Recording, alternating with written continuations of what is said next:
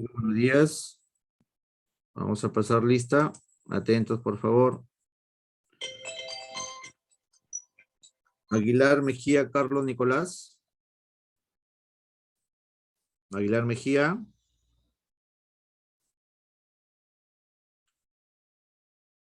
Chun Coelho. A ver, perdón. A ver. Estoy yendo por otro día. Cajaleón Mera, Claudia.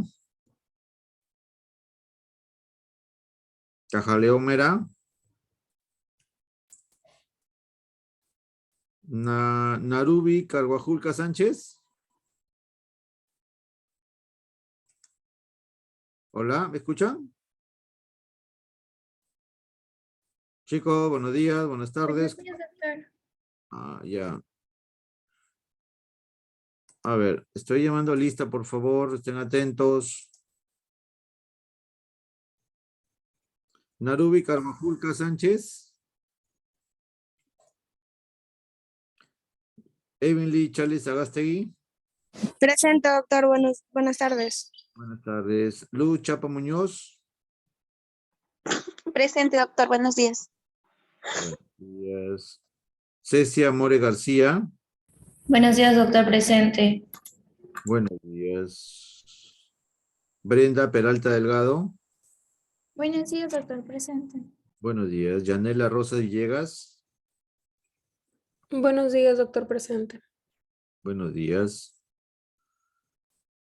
Cielo Salgado Moreno. Buenos días, doctor. Presente. Buenos días. Tania Sense Quirós. Buenos días, doctor. Presente. Buenos días. Vallejos Núñez María Nicole. Buenos días, doctor. Presente. Buenos días. Doctor, disculpe, me botó me salí del Zoom. ¿Rubí? Cajaleón Mera. León Mera. También Carvajulca, doctor. Buenos días. Sí, no, ya. Sí, te vi, no te preocupes. Y Listo, Carvajulca, doctor, Narubi, gracias. ¿no? Ya listo. Muy bien.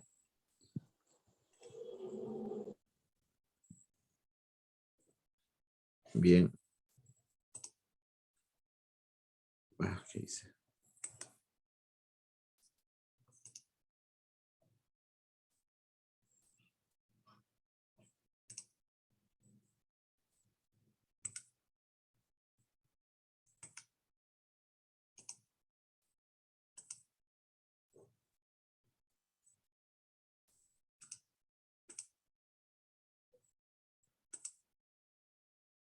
Bien, ¿pueden visualizar las diapositivas? ¿Pueden ver la Sí, pantalla? doctor. ¿Sí? Sí. Muy bien. Buenos días. Hoy vamos a desarrollar la práctica que corresponde a las temas de neoplasias 3. Rápidamente vamos a ver lo que ocurre en el diagnóstico de las enfermedades de todo tipo, neoplásicas o neoplásicas, que se basan en el examen clínico. Y el examen clínico permiten reconocer mayormente lesiones muy avanzadas o incipientes, dependiendo del tiempo que acuda la paciente a sus controles. Ya con los estudios que hemos revisado anteriormente, se realizan las resecciones de tejido para someterlos al procesamiento y obtener una lámina que nos permita reconocer el tipo de tejido. Apreciamos en esta lámina que hay una distorsión del tejido e incluso no podemos determinar qué tipo de tejido se trata, porque este tejido ha sido alterado por los cambios genéticos que dan origen a células diferentes a las normales, que son las células neoplásicas que se multiplican rápidamente y pueden llegar a invadir otros órganos, constituyéndose en las denominadas metástasis.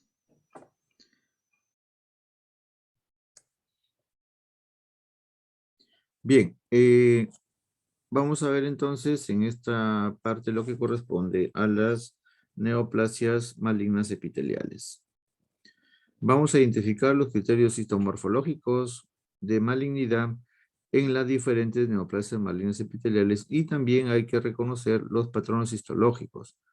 Estos patrones histológicos se refieren a la arquitectura que muestran las neoplasias, en este caso son sólidas y glandulares. Ahora vamos a continuar con la segunda parte que corresponde a las neoplasias epiteliales malignas, en este caso de la piel. Las neoplasias malignas más comunes y frecuentes son el carcinoma vasocelular y el carcinoma epidermoide. Entonces, el carcinoma vasocelular, también denominado carcinoma de células basales, surge del epitelio interfolicular o del epitelio folicular, es decir, nace del folículo piloso. El carcinoma vasocelular es el tumor maligno de piel más común en humanos, pero que a pesar de ser maligno tiene un buen pronóstico, porque su evolución o su poder agresivo es de tipo local. Tiene baja tasa de mortalidad y está asociado muy poco a metástasis. Son raros los casos de metástasis de este carcinoma vasocelular. Macroscópicamente vamos a ver a una lesión bien delimitada, de aspecto brillante, bordes ondulados, y si apreciamos más detenidamente, vamos a ver pequeños vasos sanguíneos que están muy ramificados, ¿no? Se ve una amplia red vascular. Este carcinoma vasocelular aparece o se presenta frecuentemente en personas de la edad mayor o a un adulto mayor, en personas ancianas que han sido expuestas por mucho tiempo a la radiación solar.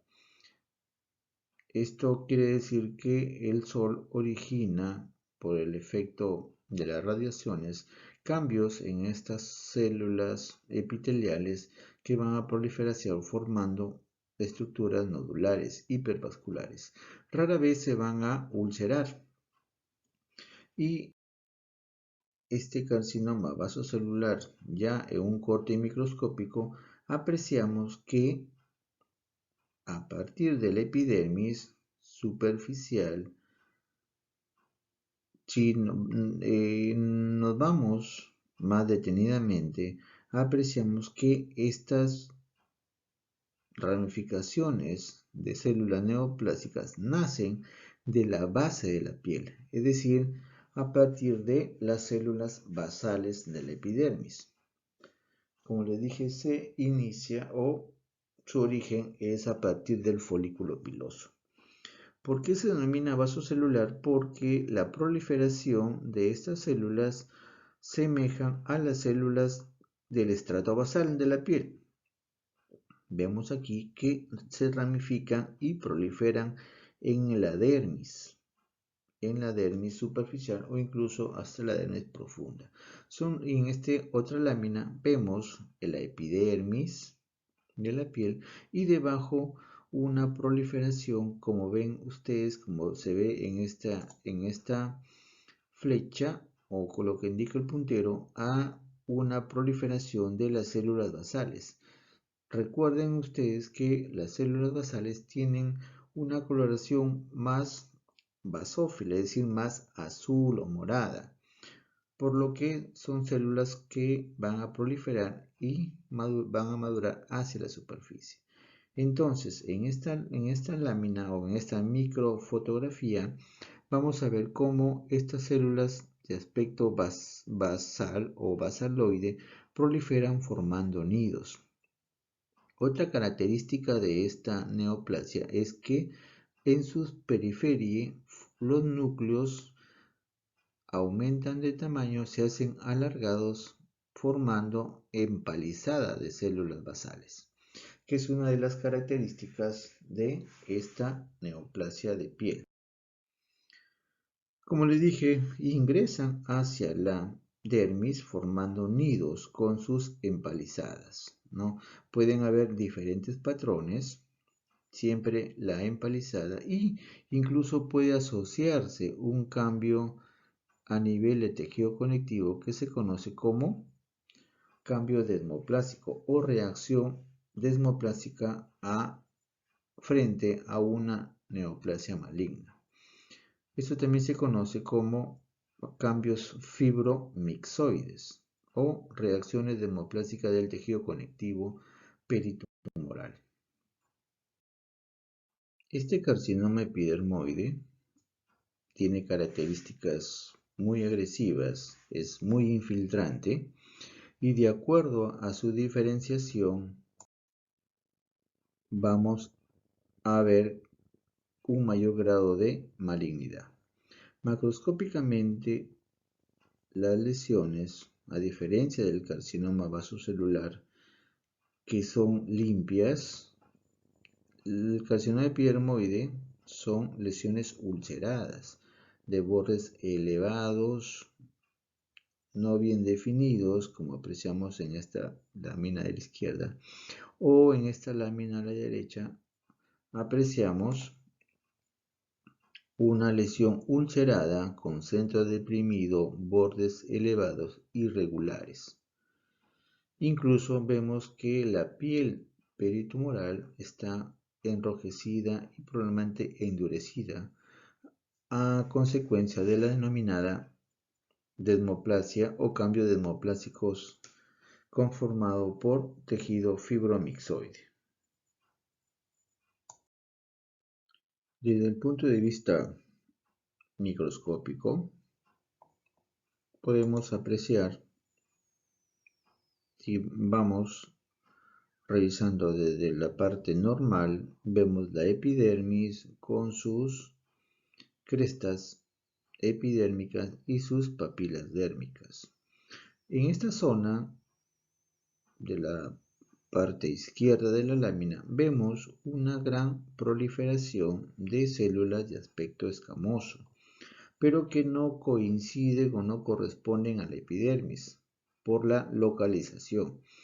Esta masa de células epiteliales proliferan e infiltran la dermis superficial y la dermis profunda, formando lengüetas de tejido escamoso, incluso con amplias zonas de queratina que se produce por la gran proliferación y maduración neoplásica de estas células escamosas, como vamos a apreciar en esta siguiente lámina. Igual, vamos a revisarla desde la parte superior hasta la parte inferior. Superficialmente la epidermis, y ustedes pueden ver que histológicamente está constituida por su estrato basal, estrato espinoso, granuloso y la parte más superficial que es las células escamosas maduras que van a descamarse y conformar la queratina. Que si es piel gruesa la queratina es amplia y si es piel delgada son solamente hilos de queratina. Bien, entonces, como dijimos, están las crestas epidérmicas y las papilas dérmicas. Apreciamos que en esta o por debajo de las crestas epidérmicas un infiltrado linfocitario. ¿Qué significa esto? Que el sistema inmunológico ha reconocido las neoplasias y tratan de contenerlas. Pero de hecho que no lo han conseguido porque debajo de la epidermis normal vemos una gran área de tejido escamoso neoplásico. ¿Por qué neoplásico? Porque como ustedes ven no hay una delimitación de los márgenes tumorales, está en diferentes direcciones. Eso significa que es una neoplasia que está infiltrando y creciendo dentro de la dermis. Todas estas son células escamosas neoplásicas, incluso áreas de necrosis tumoral por probable falta de nutrición a través de la neovascularización. Incluso se pueden apreciar las denominadas puentes intercelulares, que quizás los vamos a ver en la siguiente lámina. En estas láminas vemos la proliferación neoplásica conformada por grupos de células escamosas que maduran hacia el centro. En el centro vamos a encontrar una área celular de color rosado o más eosinófila, que corresponde a las perlas córneas. Y si lo vemos a simple vista, podemos identificar la forma de las células escamosas. Por lo tanto, si recordamos nuestra nomenclatura y la gradación de las neoplasias, estas se graduaban de acuerdo a su forma o su parecido con las células normales. Por lo tanto, si se parece mucho a una célula escamosa, este es un carcinoma epidermoide bien diferenciado. En la lámina de la mano derecha o el lado derecho de la diapositiva vemos igual células escamosas, pero hay cambios. Sí es cierto, hay cambios a nivel nuclear que no es hipercromáticos, pero hay un pleomorfismo y presencia de nucleolos o macronucleolos o hay una polinucleación. Esta polinucleación o el incremento del nucleolo pues es una característica de la proliferación neoplásica de las células escamosas. Además podemos observar en esta otra área una zona más eosinofílica. Y les dije pues que esto corresponde a la formación de una perla córnea, queratina que se va formando por la maduración de las células neoplásicas y se van acumulando de forma concéntrica. Incluso vemos también por este lado la formación o la neovascularización con presencia de vasos sanguíneos neoformados y sus hematíes. El carcinoma epidermoide tiene mal pronóstico porque aparte de ser muy infiltrante, hay altas posibilidades de metástasis e incluso ser muy difíciles de controlar porque recidivan y son resistentes a la radioterapia. Esto implica que ni la radioterapia puede tener efectos, sobre todo con las áreas donde hay perlas córneas, que son difíciles de reducir o de eliminar. Apreciamos en esta lámina una tumoración que corresponde a una neoplasia del estómago. Saben que como es una neoplasia ulcerada de bordes amplios, primero tenemos que recordar algo, la histología normal. ¿Qué epitelio reviste a la mucosa gástrica? Son epitelio cilíndrico productor de moco, es decir, son células glandulares. Por lo tanto, la posibilidad es que se trate de un adenocarcinoma ulcerado en el estómago. Esto es una muestra macroscópica de probablemente una gastrectomía,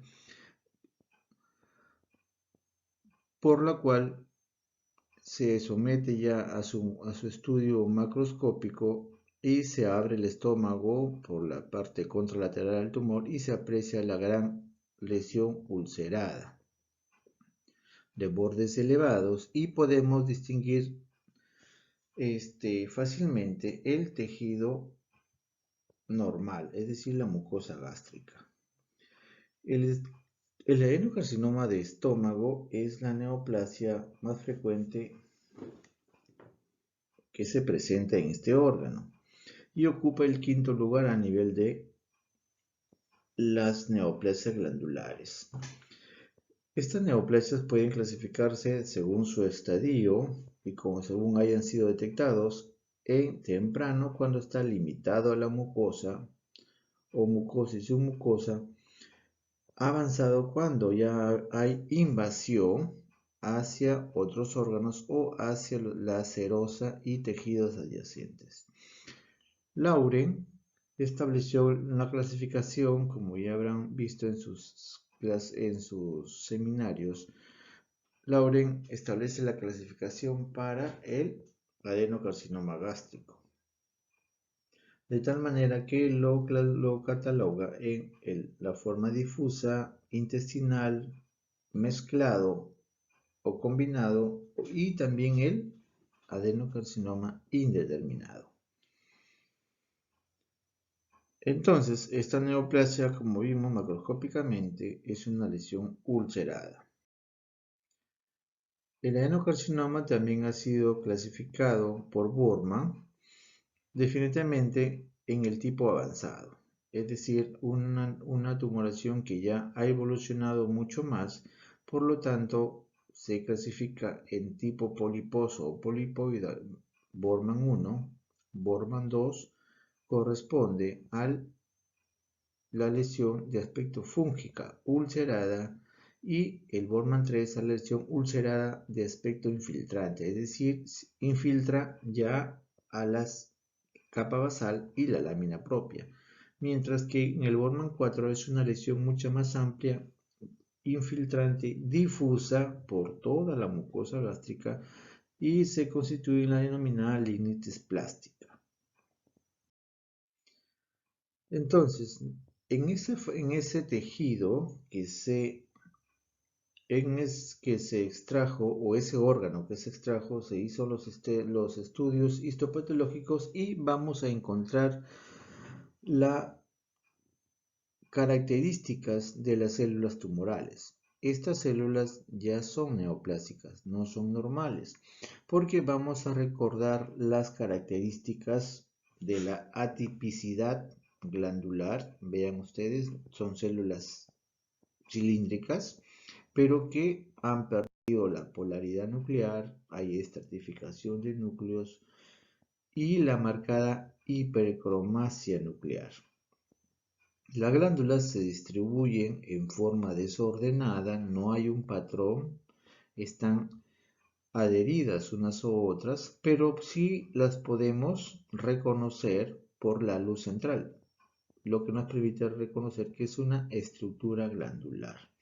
Pueden haber mitosis atípicas, en este caso, pueden haber mitosis atípicas y muchas veces estas glándulas van a infiltrar el tejido adyacente o hacia la lámina propia. En conclusión, estas glándulas atípicas infiltran e invaden la mucosa y la submucosa hasta el tejido muscular. Entonces, de acuerdo al compromiso del órgano y los niveles comprometidos, vamos a definir el grado de evolución.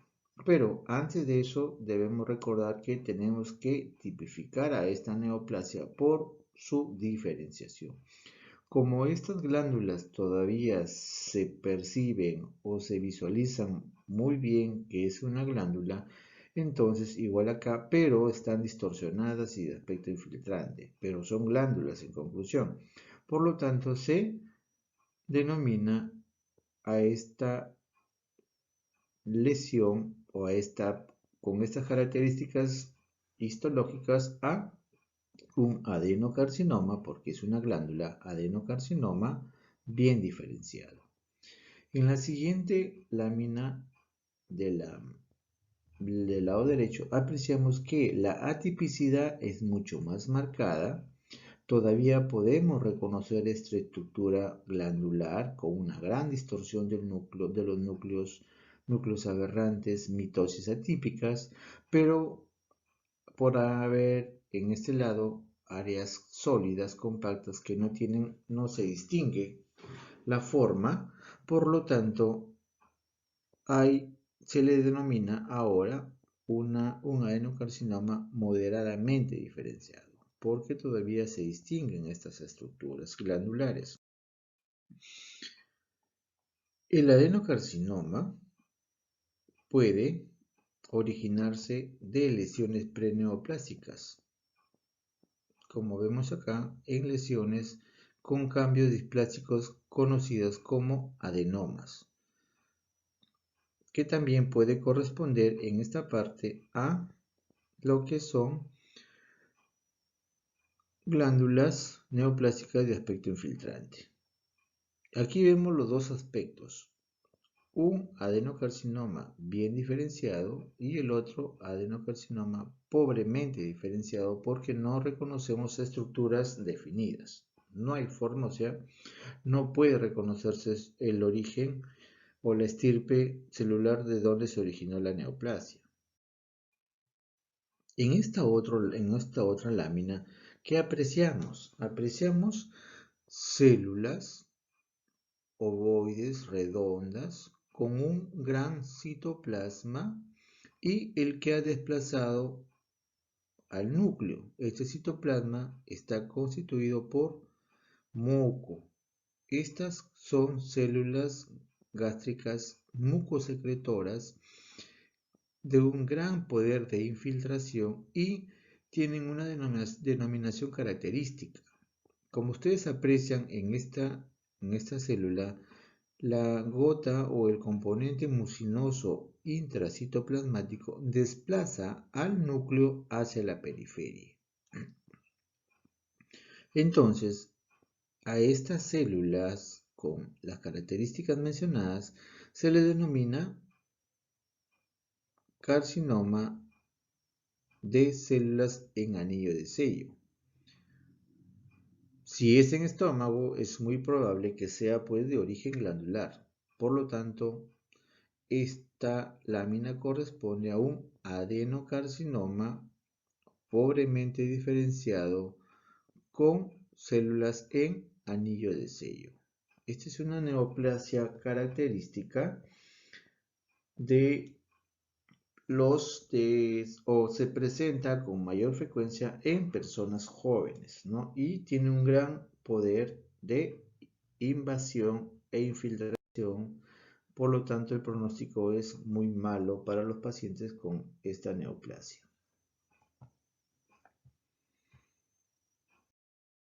En conclusión, las láminas macroscópicas y microscópicas corresponden a un adenocarcinoma gástrico en sus diferentes variedades morfológicas de diferenciación, bien diferenciada, moderadamente diferenciada e indiferenciada o pobremente diferenciada, donde evidenciamos en la última o la lámina anterior a las células que les dije correspondían a células mucosecretoras neoplásticas en anillo de sello. Anillo de sello, ¿por qué? Porque hace alusión al anillo romano que usaban los emperadores para firmar sus contratos o sus decretos.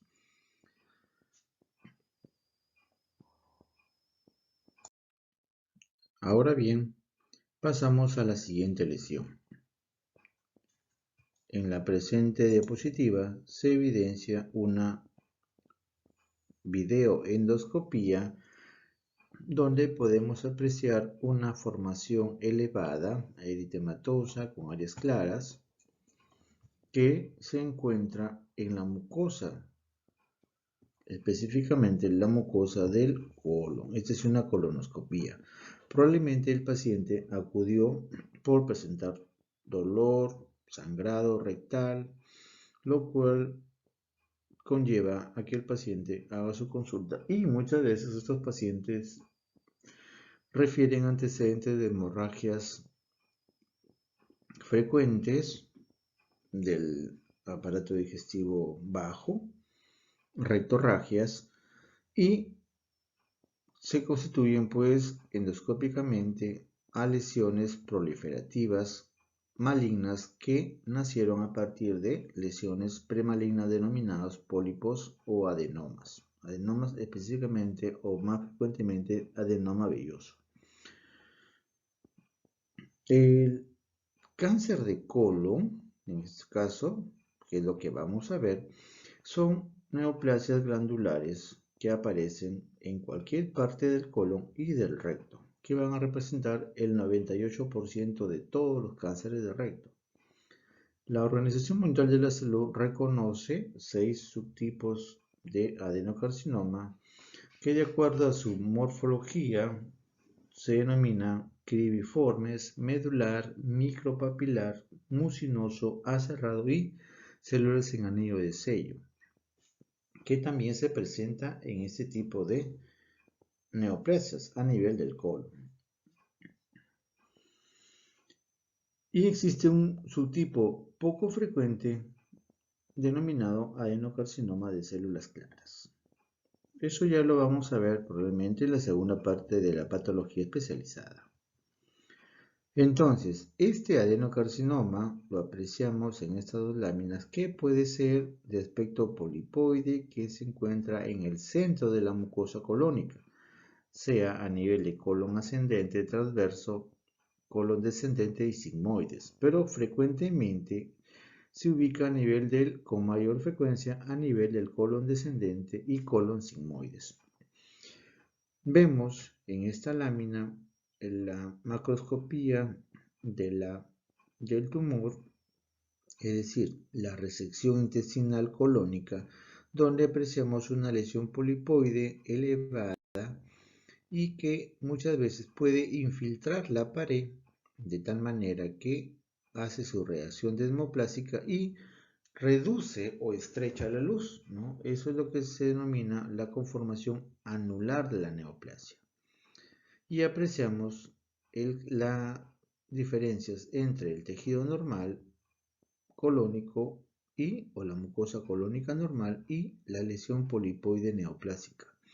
El otro patrón es el patrón polipoide. Ven aquí, toda esta tiene aspecto polipoide como radiaciones a partir de un centro neoplásico que invade toda la mucosa colónica. Esta lámina donde les muestro con el puntero corresponde a la mucosa colónica normal y ven la diferencia clara hacia los cambios neoplásicos. En esta lámina vamos a ver lo que corresponde a cuáles son estos cambios morfológicos. Recorriendo la mucosa colónica vamos a observar que esta cambia abruptamente su estructura y va a presentar un epitelio mucinoso con evaginaciones e invaginaciones de patrón glandular desordenado, con una hipercromasia, como se ven aquí, núcleos más oscuros, se ven áreas hipercromáticas basófilas más intensas y que se proyectan hacia la capa muscular, es decir, está infiltrando, como ven aquí, esta neoplasia invade la capa muscular. En el lado izquierdo apreciamos inicialmente mucosa colónica normal y el cambio abrupto a la mucosa neoplásica.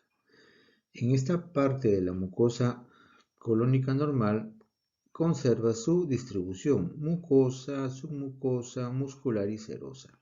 Pero si vamos a ver la zona neoplásica, ven una gran distorsión glandular, desorden glandular, hipercromasia y la invasión o infiltración hacia la capa muscular. Y si apreciamos detenidamente en esta zona, estas glándulas neoplásticas traspasaron las capas musculares y se están yendo hacia la serosa.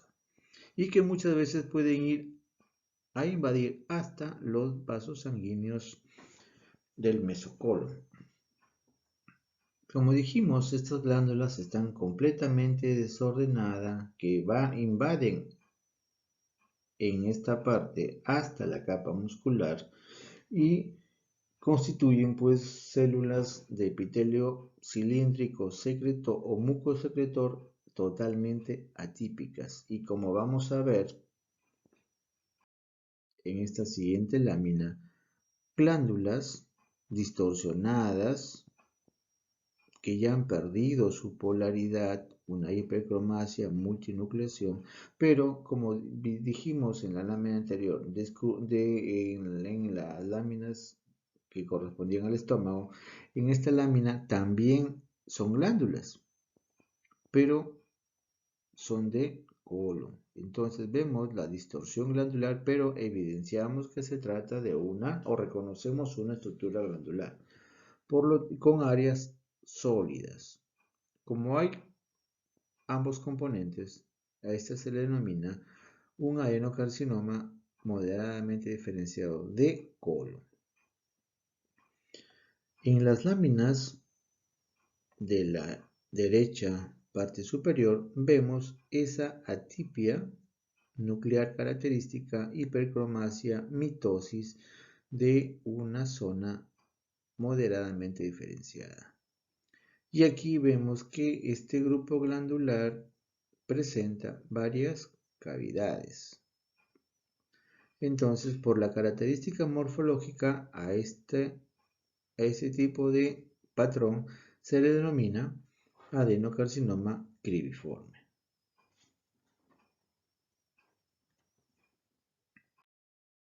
En conclusión, las láminas anteriores corresponden a un adenocarcinoma de colon, que corresponde a la neoplasia maligna epitelial glandular, órgano colon, intestino grueso. Ya les dije que puede ser desde colon ascendente o colon derecho, colon transverso, colon descendente o izquierdo y sigmoides y recto. Bien, en conclusión, las neoplasias malignas epiteliales que hemos visto son de dos tipos, sólidas y glandulares. Estas neoplasias malignas sólidas tenemos el carcinoma vasocelular y el carcinoma epidermoide.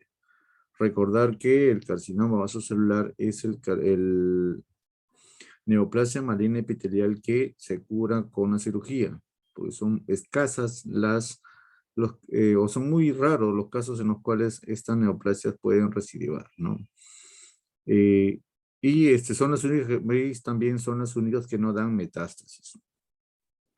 El carcinoma epidermoide sí es mucho más agresivo porque infiltra el tejido adyacente, forma pelas córneas y el tratamiento es mucho más difícil y responde muy poco a las terapias. En el grupo de neoplasias malignas epiteliales glandulares hemos visto el adenocarcinoma de estómago y de colon. El de estómago clasificado en base a sus criterios histológicos en la clasificación de Lauren determina dos grupos de neoplasias, el adenocarcinoma de tipo intestinal y el adenocarcinoma de tipo difuso. En este carcinoma difuso encontramos lo que mostramos el carcinoma de células en anillo de sello. Una neoplasia muy maligna, muy agresiva y que se presenta con mayor frecuencia en mujeres jóvenes, o sea, en personas jóvenes, pero con mayor frecuencia más en mujeres que en hombres. Y cuando se diagnostica ya muchas veces ha dado metástasis, ¿no? Y los adenocarcinomas de colon pueden ser de colon ascendente, transverso o descendente y sigmoides, pero con mayor frecuencia se presenta en colon sigmoides. Muy bien, hasta aquí las conclusiones que hemos tenido de la práctica de hoy día. Si hubiese alguna consulta, preguntas. No, doctor, todo claro. Muy bien. Gracias por su atención. Que tengan buenas tardes. Hasta luego. Hasta luego, gracias. Gracias, doctor.